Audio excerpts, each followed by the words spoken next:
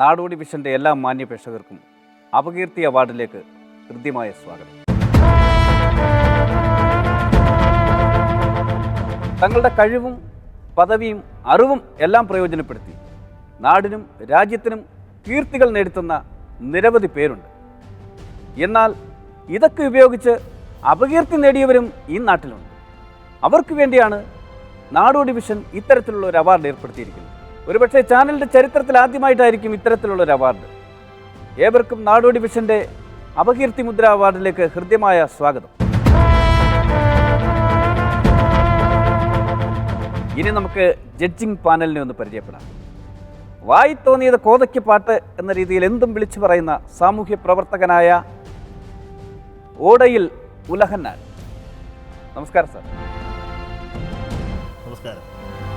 അടുത്തത് മലയാളത്തിൻ്റെ മഹാകവി ശ്രീ ഇത്താപ്പിഴി. വന്ദനം. അപകീർത്തി മുദ്ര അവാർഡിൽ എൻ്റർടൈൻമെൻറ്റ് വിഭാഗത്തിൽ ഫസ്റ്റ് നോമിനേഷൻ ഹരിത നായർ.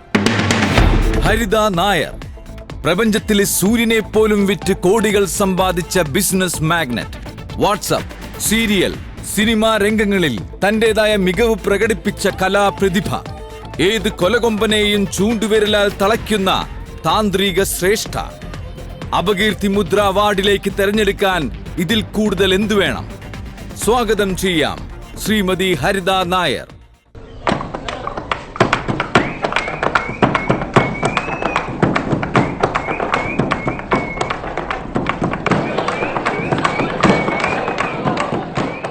കള്ളു വന്നേ തെങ്ങിൻ കള്ളു വന്നേ, നല്ല ക്ഷീണത്തെ തീർക്കുന്ന കള്ളു വന്നേ. കള്ളു വന്നേ തെങ്ങിൻ കള്ളു വന്നേ, നല്ല ക്ഷീണത്തെ തീർക്കുന്ന കള്ളു വന്നേ. കള്ളു വന്നേ. ഒന്നാം നമ്പർ ഷോപ്പിൽ നിന്ന് ഒന്നിനൊന്നര, രണ്ടാം നമ്പർ ഷാപ്പിൽ നിന്ന് ലിറ്റർ ഒന്നര, ഒന്നാം നമ്പർ ഷാപ്പിൽ നിന്ന് ഒന്നര, നമ്പർ ഷാപ്പിൽ നിന്ന് ലിറ്റർ ഒന്നര. കപ്പക്കറി ഞണ്ട് കറി ഒക്കെയുമുണ്ട്, എന്നാൽ മീൻ കറിക്ക് വില കുറച്ചു 70. 70 മീൻ കറി 70. നിന്നെ കാണാൻ എന്നെക്കാളും ചന്തം തോന്നും കുഞ്ഞിപ്പെണ്ണെ, എന്നിട്ടെന്തേ നിന്നെ കേട്ടാൽ ഇന്ന് വരെ വന്നില്ലാരും. നിന്നെ കാണാൻ എന്നെക്കാളും ചന്തം തോന്നും കുഞ്ഞിപ്പെണ്ണെ, എന്നിട്ടെന്തേ നിന്നെ കേട്ടാൽ ഇന്ന് വരെ വന്നില്ലാരും. അതിലാണേ കമ്മലില്ല, കഴുത്തിലാണേ മലയില്ല.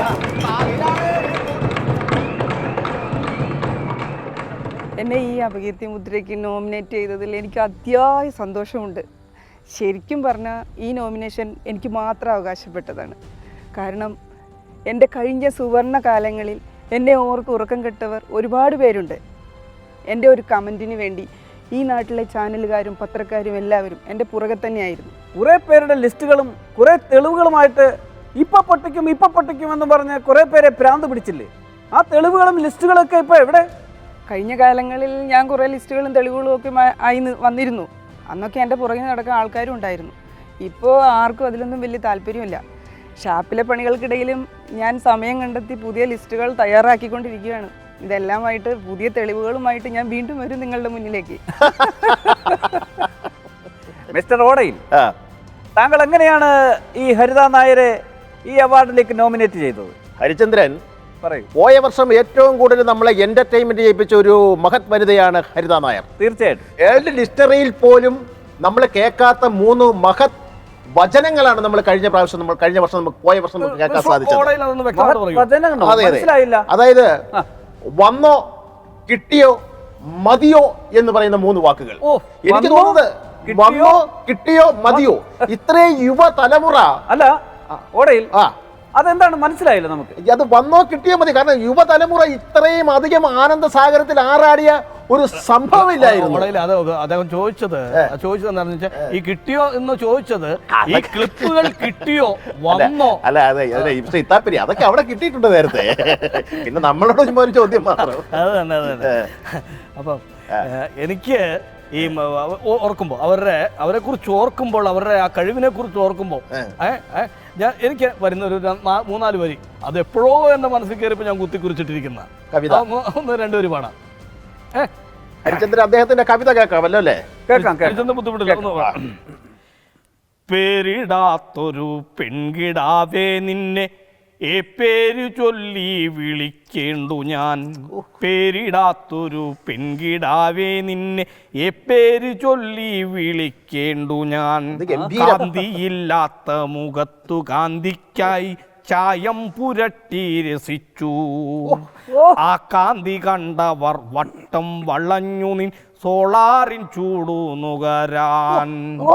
ചൂടു നുകർന്നവർ പിന്നീട് നിന്നോട് താഴ്മയായി എങ്ങി പറഞ്ഞു, എൻ പേര് ചൊല്ലല്ലേ പൂങ്കിനാവേ നിന്നെ ജാമ്യത്തിൽ ഞാൻ ഇന്നിറക്കാം. എൻ പേര് ചൊല്ലല്ലേ പൂങ്കിനാവേ നിന്നെ ജാമ്യത്തിൽ നിന്നും ഞാൻ ഇറക്കാം. ഇതെഴുതി അന്ന് രാത്രി ഞാൻ ഉറങ്ങിയിട്ടില്ല. സത്യം പറഞ്ഞ എൻ്റെ മനസ്സിലേക്ക് എന്തെങ്കിലും കയറിയിട്ട് വളരെ മനോഹരമായിട്ട് താങ്കൾ കുറിച്ച് വർണ്ണിച്ചിട്ടുണ്ട്, ആലപിച്ചിട്ടുണ്ട്. മിസ്റ്റർ ഇത്താപ്പിരി, ഹരിതയുടെ ഇറങ്ങിയ 6 ക്ലിപ്പും കണ്ടല്ലേ? എങ്ങനെ മനസ്സിലായി? അല്ലെങ്കിൽ ഇത്രയും വലിയൊരു സൃഷ്ടി ഉണ്ടാകത്തില്ല. എനിക്ക് തോന്നി ഇത്ര ഭാവാത്മകമായി അല്ലെങ്കിൽ കാവ്യാത്മകമായി അതിനെ വർണ്ണിക്കാൻ സാധിച്ചത് അത് കണ്ടുകൊണ്ടാണ്. അതെ അതെ, അത് ഇത്താപ്പിരിക്ക് മാത്രമേ പറ്റുള്ളൂ. അതെ അതെ. രണ്ടാമത്തെ നോമിനേഷൻ സാമ്പത്തിക വിഭാഗത്തിലാണ്. അത് മറ്റാരുമല്ല, മണി സാർ.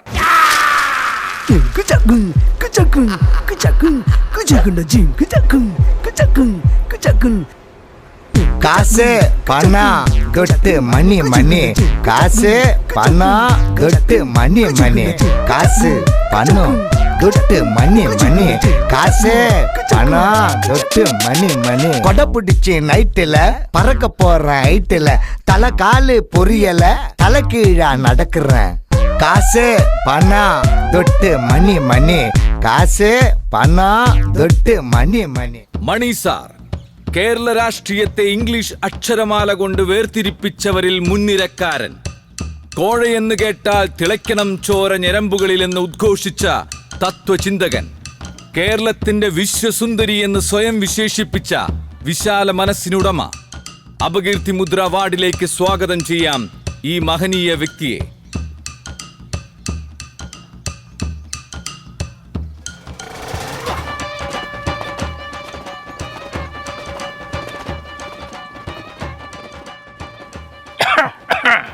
സാറേ, സാറിൻ്റെ പുറകെ ഞങ്ങൾ ഇത്രയും കാലം നടന്നിട്ട് സാറിന് ഈ അധികാരവും പവറും ഉള്ള കാലത്ത് പോലും ഞങ്ങൾക്ക് പഞ്ചായത്തിൽ പോലും ഒരു സീറ്റ് തന്നില്ലല്ലോ. അത് കഴിഞ്ഞ് സാറ് ഞങ്ങളെ കാശെണ്ണാൻ പഠിപ്പിക്കാമെന്ന് പറഞ്ഞു, അത് കഴിഞ്ഞ് റബ്ബർ വെട്ട് പഠിപ്പിക്കാമെന്ന് പറഞ്ഞ് ഇവിടെ കൊണ്ടുവന്നിട്ട് സാറ് തന്നെ ഈ കത്തി കൊണ്ട് വെട്ടുന്നല്ലാണ്ട് ഞങ്ങളെ കത്തികളിൽ പിടിക്കാൻ പോലും സമ്മതിക്കുന്നില്ല. താനെന്ത് വർത്തമാനമാണ് പറയുന്നത്? ഇപ്പൊ ഈ റബ്ബറിന്റെ അവസ്ഥ എനിക്ക് പണ്ട് എന്നോട് ഒട്ടാൻ വന്നവരെയൊക്കെ ഞാൻ ആട്ടി ഓടിച്ചു. അതുപോലെ തന്നെ ഇപ്പൊ ഞാൻ അവരോട് ചേരാൻ ചെന്ന് കഴിഞ്ഞപ്പോൾ അവരും എന്നെ ആട്ടി ഓടിക്കുക. ഇപ്പൊ സത്യം പറഞ്ഞാൽ എനിക്ക് ഒരു ഒട്ടുപാലിന്റെ വില പോലും ഇല്ല. ആട്ട സാറേ, ഇത് നമ്മുടെ ഭാവി പരിപാടി എന്നതാ. ഇനി ഇപ്പൊ ഇവിടെ നിന്നിട്ട് ഒരു കാര്യമില്ലടൂ. അങ്ങ് ഡൽഹിയിലാണ് എൻ്റെ നോട്ടം. അവിടെ ആകുമ്പോൾ ഇനി 5 വർഷം എനിക്കും എൻ്റെ മോനും സുഭിക്ഷമായിട്ട് അവിടെ കഴിയാം. കുറച്ച് ഹിന്ദി പഠിക്കണം എന്നല്ലേ ഉള്ളൂ. അതിനൊക്കെയുള്ള പരിപാടി ഞാൻ ആസൂത്രണം ചെയ്തിട്ടുണ്ട്. ഇനി നമുക്ക് ഡൽഹിയിൽ പല കളികളും കാണിക്കണം. കത്തിക്ക് ഗുഡ് ബൈ. കാൽച്ചവിട്ടിലെ മണ്ണൊലിച്ചു പോകുന്ന അവസ്ഥയിൽ നിൽക്കുമ്പോഴും അങ്ങേ ഈ അവാർഡിലേക്ക് നോമിനേറ്റ് ചെയ്തതിനെ കുറിച്ച് എന്ത് തോന്നുന്നു? എനിക്ക് വലിയ അതിശയോക്തിയൊന്നും തോന്നുന്നില്ല. കാരണം കേരള രാഷ്ട്രീയത്തില് അപകീർത്തി മുദ്ര അവാർഡ് എന്ന് പറയുന്നത് എനിക്ക് വേണ്ടി തന്നെ ഉണ്ടാക്കിയിട്ടുള്ളതാണ്.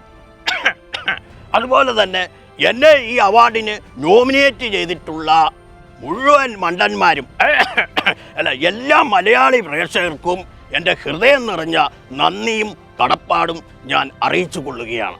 സാർ, ഇത് ചോദ്യമല്ല, എൻ്റെ ഒരു സംശയം മാത്രമാണ്. ഏറ്റവും കൂടുതൽ ബഡ്ജറ്റ് അവതരിപ്പിച്ച ആളെന്ന നിലയ്ക്ക് കാർഷിക രംഗത്തുണ്ടായ വിലത്തകർച്ച എങ്ങനെ സാർ നേരിടും? ഹരിചന്ദ്രൻ, ഞാൻ പറഞ്ഞല്ലോ, ഇതിന് മുമ്പ് നേരത്തെ പറഞ്ഞിട്ടുണ്ടല്ലോ, 5 മെഷീൻ ഞാൻ നോട്ട് നിന്ന് 5 മെഷീൻ വാങ്ങിക്കൊടുത്തിട്ടില്ലേ? സാറേ, ഈ നോട്ട് എണ്ണുന്ന മെഷീൻ റബ്ബറിന്റെ ചവിട്ടിക്കൊണ്ട് വെച്ചാൽ റബ്ബർ മരം തന്നെ പാലൊന്നും ചുരത്തുകയല്ല. ഞാൻ പറഞ്ഞതിൽ ഒരു ചെറിയൊരു വ്യത്യാസം ഉണ്ടെന്നുള്ളൂ. 5 മെഷീൻ എന്ന് പറഞ്ഞത് ഷീറ്റടിക്കുന്ന മെഷീനാണ് ഞാൻ ഉദ്ദേശിച്ചത്. സാറേ, ഈ റബ്ബറിന്റെ വിലത്തകർച്ച വന്നപ്പോൾ നിങ്ങളും നിങ്ങളുടെ പാർട്ടിയും എന്താണാവോ ചെയ്തത്? മരണം വരെ എൻ്റെ മോൻ നിരാഹാരം കിടന്നില്ലേ? അതൊക്കെ ശരിയാണ്. മരണം വരെ നിരാഹാരം എന്ന് പറഞ്ഞിട്ട് 3 ദിവസം കഴിഞ്ഞപ്പോൾ അപ്പനും മോനൂടെ ചവിട്ടിലെ പൊടിയും തട്ടി അങ്ങ് പോയത് ജനങ്ങൾ കണ്ടതാണ്. അതെങ്ങനെയാ ഹരിചന്ദ്ര? 4ാമത്തെ ദിവസം അവർ ഗ്രൗണ്ട് വേറെ ആൾക്കാർ ബുക്ക് ചെയ്തിരിക്കുന്നത്. അതൊരു മാനുഷിക പരിഗണന എന്ന നിലയിൽ, ജനങ്ങളോടുള്ള ഒരു കമ്മിറ്റ്മെന്റ് എന്ന നിലയിൽ അവർക്ക് മാറിക്കൊടുക്കണ്ടേ? ഇനി എന്താണ് ഇന്ദുചൂടന്റെ ഫ്യൂച്ചർ പ്ലാൻ? എന്നെയും എൻ്റെ കുടുംബത്തെയും എല്ലാം ഞാൻ സാഷ്ടാംഗം കേന്ദ്രത്തിൽ ഞാൻ സമർപ്പിക്കുകയാണ്. അപ്പൊ എല്ലാവിധ ഭാവുകങ്ങളും നേരുകയാണ് എന്റെയും ചാനലിന്റെയും പേരിലുള്ള എല്ലാവിധ ഭാവുകങ്ങളും. മിസ്റ്റർ ഓടയിൽ, എങ്ങനെയാണ് ഈ മഹാനെ തെരഞ്ഞെടുത്തത്? മിസ്റ്റർ ഹരിചന്ദ്രൻ, പറയൂ. പോയ വർഷം ഏറ്റവും കൂടുതൽ വേട്ടയാടപ്പെട്ട ഒരു മഹത് വ്യക്തിയാണ് അദ്ദേഹം. വേട്ടയാടാൻ അതെന്തോ പുള്ളിമാനായിരുന്നു? അതല്ല, ഭരണപക്ഷത്തിരിക്കുമ്പോൾ പോലും അദ്ദേഹത്തിന് ഒരു കാരണവുമില്ലാതെ അദ്ദേഹത്തെ കൊണ്ട് രാജിവെപ്പിച്ചു. അതൊരു ശരിയായ തീരുമാനമാണോ? അല്ലേ മിസ്റ്റർ ഇത്താപ്പരി? തീർച്ചയായിട്ടും. കാരണം നമുക്കറിയാം, നമുക്ക് അറിയാവുന്ന കാര്യമാണ്. കാരണം നമ്മൾ ഏത് കടയിൽ പോയാലും സമൂഹത്തിൽ എവിടെ ഇറങ്ങിയാലും ഒരു സാമ്പത്തിക ഇടപാട് നടത്തുന്ന എവിടെ ചെന്നാലും ഉള്ള ഒരു സാധനമാണ് ഈ പൈസ എണ്ണുന്ന മെഷീൻ എന്ന് പറഞ്ഞത്. അപ്പോൾ ആ മെഷീൻ ഉണ്ട് എന്ന് പറഞ്ഞ് വീട്ടിൽ സൂക്ഷിക്കുന്നു എന്ന് പറഞ്ഞ് അദ്ദേഹത്തെ അപകീർത്തിപ്പെടുത്തുക എന്ന് പറഞ്ഞാൽ അപ്പോൾ അദ്ദേഹത്തിന് ഈ അവാർഡിന് അർഹനാണ് തീർച്ചയായിട്ടും. മിസ്റ്റർ ഓടയിൽ ഇത്താപ്പള്ളി, ഇത് നിങ്ങൾ വെറുതെ ഇരുന്ന് ചളുവ അടിക്കുകയാണ്, കാര്യത്തിലേക്ക് വരുന്നില്ല. ചുമ്മാ കാടടച്ച് വെടിവെച്ചിട്ട് കാര്യമില്ല, പോയിന്റിലേക്ക് വരും. അല്ല, 4 വരി കവിതയിൽ അത് ഒതുക്കി തീർക്കാവുന്ന ദിവസമുള്ളൂ. അതിനെക്കുറിച്ച് കവിത കേൾക്കട്ടെ. പാലയിൽ നിന്നന്ന് പാലൊഴുകി, ആ പാലിന്റെ പേരും പറഞ്ഞു ഞെളിഞ്ഞു, അന്നതിൻ വിലയിൽ ഉയർത്തെഴുന്നേറ്റവൻ നാടിന്റെ വോട്ടുകൾ നേടി. പിന്നെയാ റബ്ബർ പോലും പിണങ്ങി നിന്നു, റബ്ബർ പാലിന്റെ വിലയങ്ങു താഴെ വന്നു. അപ്പോഴും അവനതിൻ പാദം പിടിച്ച് വിലയപ്പം കൂട്ടാമെന്നേറ്റു ചൊല്ലി. അതും പറഞ്ഞ മകനുമായി വോട്ടു തെണ്ടി, എന്നാൽ റബ്ബറിനും പാലിനും വില കുറഞ്ഞു, റബ്ബറിനും മനുഷ്യനും വില കുറഞ്ഞു. എനിക്ക് കവിത ഒന്ന് തരണം കേട്ടോ. റബ്ബർ ബോർഡിന്റെ ഒരു ഫംഗ്ഷൻ ഉണ്ട്, അതിന് പാടാനായിട്ടാ. ആയിക്കോട്ടെ. ഇവിടെ ഹരിചന്ദ്രൻ മടങ്ങി വരൂ. ഒരു നിമിഷം, ഞാൻ അതിലങ്ങ് ലയിച്ചു പോയി. 3ാമത്തെ നോമിനേഷൻ രാഷ്ട്രീയ വിഭാഗത്തിലേതാണ്. സാമുദായിക, സാമ്പത്തിക, സാമൂഹ്യ രംഗങ്ങളിൽ തൻ്റെതായ വ്യക്തിമുദ്ര പതിപ്പിച്ചിട്ടുള്ള ശ്രീ യെല്ലോപ്പള്ളി.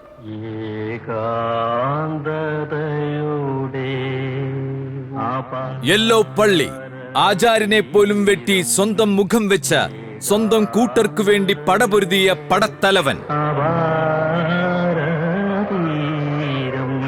യെല്ലോപ്പള്ളിയെ സ്വാഗതം ചെയ്യാം അപകീർത്തി മുദ്ര അവാർഡിലേക്ക്. അതെ, ഒന്ന് വിളിക്കണമായിരുന്നു. ഇത് പാടമല്ലയോ, ഒറ്റയ്ക്ക് ഇഷ്ടം പോലെ നല്ല സൗകര്യത്തിൽ വിളിച്ചു. അയ്യോ അതല്ല, എനിക്ക് വീട്ടിലേക്കൊന്ന് വിളിക്കണമായിരുന്നു. ഞാൻ പോയി വിളിക്കാം. അതല്ല, ഫോണൊന്ന് തരാമോ? ഒന്ന് വിളിക്കണ കാര്യം പറയണ്ട. ഫോണിത് സാംസങ്ങിൻ്റെ പുതിയ ഫോണാണ്. അയ്യോ, സാംസങ്ങിൻ്റെ ഫോണാണ് വേണ്ട. ഞങ്ങൾ ഈ മൈക്രോമാക്സിൻ്റെ ആൾക്കാരാണ്. എൻ്റെ ഭാര്യയ്ക്ക് മൈക്രോമാക്സിൻ്റെ ഫോൺ, എൻ്റെ മകന് മൈക്രോമാക്സ്, ഞങ്ങൾ മൊത്തം മൈക്രോമാക്സിൻ്റെ ഫോണേ ഉപയോഗിക്കുള്ളൂ. ഒരു കാര്യം ചെയ്യപ്പോൾ ഞാൻ ഏതൊരു മൈക്രോമാക്സുകാരനെ ഒന്ന് വിളിച്ചോളാം. എവിടുന്ന് വന്നു?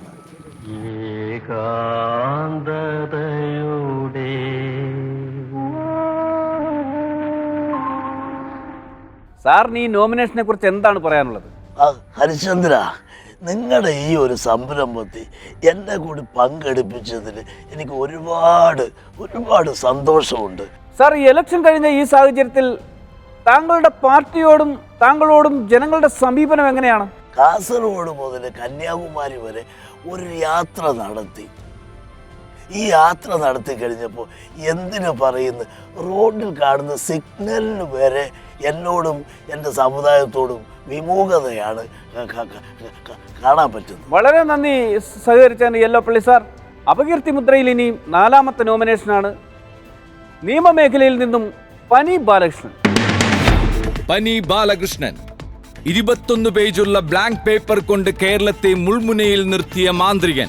ഒരു സ്ത്രീക്ക് വേണ്ടി ഏറ്റവും കൂടുതൽ ജാമ്യാപേക്ഷ നൽകിയ, അവരുടെ പത്രസമ്മേളനങ്ങളിലും യാത്രകളിലും ബോബനും മോളിയിലെ പട്ടിക്കുട്ടിയെ പോലെ പിന്നിൽ നിന്ന മാന്യ വ്യക്തിത്വം അഡ്വക്കേറ്റ് പനി ബാലകൃഷ്ണന് അപകീർത്തി മുദ്ര അവാർഡിലേക്ക് സ്വാഗതം.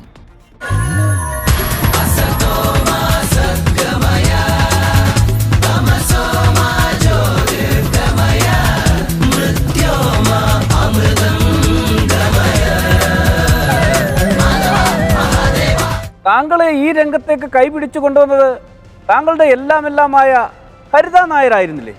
ഒരുപാട് സന്തോഷമുണ്ട്. കാരണം ഞാൻ ഒരിക്കലും പ്രതീക്ഷിച്ചില്ല ഞാൻ നോമിനേഷന് വരുമെന്ന്. എന്തായാലും ഞാൻ ചെയ്ത പണിക്ക് കിട്ടിയ ഒരു വലിയ അംഗീകാരമാണ് ഈ നോമിനേഷനിൽ വരാൻ സാധിച്ചതെന്ന് ഞാൻ വിശ്വസിക്കുന്നു. പിന്നെ പറയാമെന്ന് പറഞ്ഞാൽ എന്നെപ്പോലെ ഞാനേ ഉള്ളൂ. കാരണം ഞാൻ പണ്ട് തൊട്ടേ ശ്രദ്ധ നേടുക എന്നുള്ളത്, അതായത് മറ്റുള്ളവരിൽ നിന്ന് ശ്രദ്ധ നേടുക എന്ന് പറയുന്നത് എൻ്റെ ഒരു വലിയ അംബീഷനായിരുന്നു. ഇപ്പോൾ എന്തായാലും ഈ വക്കീലായതിനു ശേഷം ഇത്രയേ ലക്ഷം വക്കീൽമാരുണ്ടായിട്ടും അതിൽ നിന്ന് പെട്ടെന്നൊന്ന് ഫേമസ് ആകാനായിട്ടും ഈ നോമിനേഷനിൽ വരാനും ഒക്കെ എനിക്ക് സാധിച്ചതിൽ ഒരുപാട് സന്തോഷം. അതിനൊക്കെ ഞാൻ നന്ദി പറയുന്നത് മാഡത്തിനോടാണ്. കാരണം മാഡം ഇല്ലായിരുന്നെങ്കിൽ ഇപ്പോൾ പനി ഒന്നും ആകുമായിരുന്നില്ല.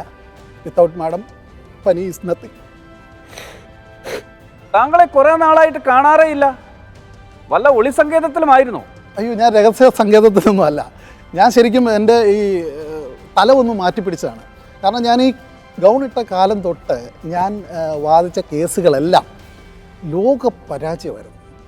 ഈ പരാജയപ്പെട്ട കേസ് കെട്ടുകളും ഹർജികളും അതുപോലെ തന്നെ ജാമ്യാപേക്ഷകളും എല്ലാം കൂടി ഞാനൊരു മുറിക്കകത്താണ് ഇട്ടിരുന്നത്. ഈ കഴിഞ്ഞ കുറേ നാളുകൾക്ക് മുമ്പാണ് ഞാൻ ആ മുറി തുറന്ന് നോക്കിയത്. തുറന്ന് നോക്കിയപ്പോൾ ഞാൻ തന്നെ അത്ഭുതപ്പെട്ടു പോയി. അപ്പോഴാണ് എനിക്ക് മനസ്സിലായത് ഞാൻ ചെയ്യേണ്ട പണി ഇതല്ലായിരുന്നു. ആ കേസ് കെട്ടുകൾ കണ്ടപ്പോൾ പിന്നെ താങ്കൾ ഏത് ബിസിനസ്സിലേക്കാണ് തിരിഞ്ഞത്? ആക്രിക്കട. മനസ്സിലായില്ലേ?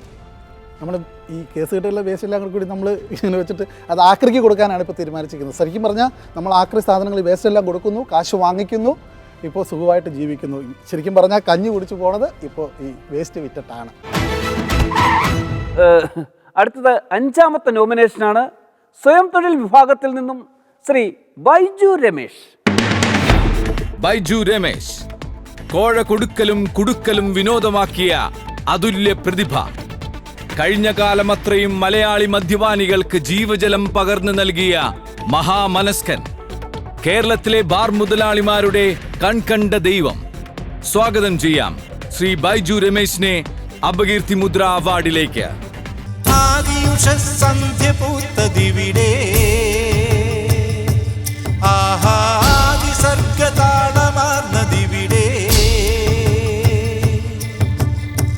ബോധനിലാപ്പാൽ കറന്നു മാമുനിമാർ തപം ചെയ്തു നാദഗംഗയൊഴുകി വന്നതിവിടെ. താങ്കളെ ഇപ്പൊ ചാനലിലേക്കൊന്നും കാണാറില്ലല്ലോ. ആര് പറഞ്ഞു? ഞാൻ ചാണാൻ വരാറുണ്ട്, പശുവിനെ കുളിപ്പിക്കാറുണ്ട്, പാലും കൊണ്ട് ഒറ്റ ഓട്ടത്തിന് കൊടുക്കാറുണ്ട്. എടോ, ചാണാൻ വരുന്ന കാര്യമല്ല പറഞ്ഞത്. ചാനലിലേക്കൊന്നും വരാറില്ലല്ലോ, കാണാറില്ലല്ലോ എന്നാണ് ഉദ്ദേശിച്ചത്. അതായത് കഴിഞ്ഞ ഭരണകാലത്ത് എൻ്റെ കയ്യിൽ നിന്ന് പൈസ വാങ്ങിച്ചിട്ട് അടച്ച സ്ഥാപനങ്ങളൊക്കെ തുറപ്പിക്കാമെന്ന് പറഞ്ഞ് പോയ ഭരണാധികാരികളാണ്. അതിനുശേഷം വന്നവരാണെങ്കിൽ ഞങ്ങൾ വരട്ടെ എല്ലാം ശരിയാക്കാമെന്ന് പറഞ്ഞിട്ട് അവരും ശരിയാക്കുന്ന ലക്ഷണമൊന്നുമില്ല. അങ്ങനെ മാനസികമായി തകർന്ന് വേറൊരു ബിസിനസ്സിനെ കുറിച്ചൊക്കെ ആലോചിച്ചിരിക്കുന്ന സമയമായതുകൊണ്ടാണ് ഞാൻ ചാനലിലൊന്നും വരാതിരുന്നത്. മനസ്സിലായില്ല. അത് ആയുർവേദ ബിസിനസ്സാണ്. എന്ന് വെച്ചാൽ ലേഹ്യം, പച്ചമരുന്നുകളൊക്കെ കൂട്ടിയിട്ടുള്ള ഒരു ചെറിയ രസായനം, അങ്ങനെയുള്ള ഒരു ചെറിയ പരിപാടി ഞാൻ ഇങ്ങോട്ട് ആരംഭിച്ചിരിക്കുകയാണ്. താങ്കളുടെ ആയുർവേദ മരുന്ന് കഴിച്ചവരെല്ലാം തലയ്ക്ക് വെളിവില്ലാതെ പിച്ചും പേയും പറഞ്ഞ് നടക്കുകയാണ്. അവസാനം തൈര് കൊടുത്തിട്ടാണ് അവരെ നോർമൽ അവസ്ഥയിലേക്ക് കൊണ്ടുവരുന്നത്. അതിനെപ്പറ്റി എന്തെങ്കിലും പറയാനുണ്ടോ? അതെ, ഞാൻ എൻ്റെ കൈ കൊണ്ടൊരു കട്ടൻ ചായ ഇട്ട് കൊടുത്താലും എന്താണെന്നറിയത്തില്ല, അതിനകത്തൊരു സ്പിരിറ്റിൻ്റെ ഗുണമുണ്ട്. അതുകൊണ്ട് തന്നെ ആ കൂട്ട് ഞാൻ എന്ത് ചെയ്താലും അങ്ങനെ വരും. ഇപ്പോൾ എന്തായാലും 3 സ്റ്റാർ 4 സ്റ്റാർ 5 സ്റ്റാറിൻ്റെ ആവശ്യമൊന്നുമില്ല. നികുതി അടയ്ക്കേണ്ട, ഒരു കുന്തം അടയ്ക്കേണ്ട. താങ്കളുടെ ഈ വ്യാപാരം അല്ലെങ്കിൽ വ്യവസായം പാറപ്പുറത്തും കാടിൻ്റെ സൈഡിലൊക്കെ ഇരുന്ന് നന്നായിട്ട് വിജയിച്ചു പോകുന്നുണ്ട്. അത് ശരിയാണ്, താങ്കൾ പറഞ്ഞത് ശരിയാണ്. പക്ഷേ അങ്ങനെയൊന്നുമില്ല. ഇതുകൊണ്ട് വളരെ മാന്യമായിട്ട് അവരത് കഴിക്കുന്നുണ്ട്, കഴിച്ചിട്ട് പോകുന്നുണ്ട്. അത് പ്രകൃതിയായിട്ട് ബന്ധപ്പെട്ട സാധനമായതുകൊണ്ട് തന്നെ അതിനൊരു നാച്ചുറൽ എഫക്റ്റും ഉണ്ട്. വളരെ നന്ദി മിസ്റ്റർ ബൈജു രമേശ്. ഇനി നമുക്ക് അപകീർത്തി മുദ്ര അവാർഡ് ആർക്കാണ് ലഭിച്ചതെന്ന് അറിയുന്നതിന് വേണ്ടി ജഡ്ജിംഗ് പാനലിലേക്ക് പോകാം. സാർ, ആർക്കാണ് ഈ 5 പേരിൽ നിന്ന് അപകീർത്തി മുദ്ര അവാർഡ് ലഭിച്ചിരിക്കുന്നത്? എന്നെ സംബന്ധിച്ചിടത്തോളം പറയുകയാണെങ്കിൽ ഇതിനർഹ ഞാൻ പറഞ്ഞ ആൾ തന്നെയാണ്. അല്ലല്ല അതല്ല, ഞാൻ അവിടെ വെച്ച് തന്നെ തുടക്കം മുതൽ ഞാൻ പറഞ്ഞതാണ് അത് വേണ്ട. അങ്ങനെ അല്ല ഇത്താപ്പുരി അങ്ങനെയല്ല, നമ്മളൊരു ജഡ്ജ്മെന്റ് എടുത്തപ്പോൾ അത് കറക്റ്റ് ആയിരിക്കണം. എൻ്റെ ഒരു അനുഭവ സമ്പത്ത് വെച്ച് നോക്കുമ്പോൾ ഇദ്ദേഹമാണ് അതിനെ യോഗ്യം. ഈ പ്രഖ്യാപനം ഞാൻ നടത്താം, ഈ പ്രഖ്യാപനം ഞാൻ നടത്താം, നീ നടത്താൻ സംഭവിക്കില്ല. അങ്ങനെ പ്രഖ്യാപനം നടത്താന്ന് പറഞ്ഞൊരു കാര്യമുണ്ട്. നമ്മൾ അർഹതയുള്ളതിന് വേണ്ടി അംഗീകാരം കൊടുക്കുക. ഈ പ്രഖ്യാപനം ഞാൻ നടത്താന്ന് പറഞ്ഞില്ലേ? ഞാൻ നടത്തും. ഈ പ്രഖ്യാപനം ഞാൻ നടത്തും. അല്ല ഞാൻ എത്ര കവിത എഴുതിയാന്നറിയാം. തലയിരിക്കും വാലാടല്ലേ. ഞാൻ വെറുതെ ഒരു കാര്യം ചെയ്യും, നമുക്ക് ഒന്നിച്ചങ്ങ് പ്രഖ്യാപിക്കാം. ഹരിത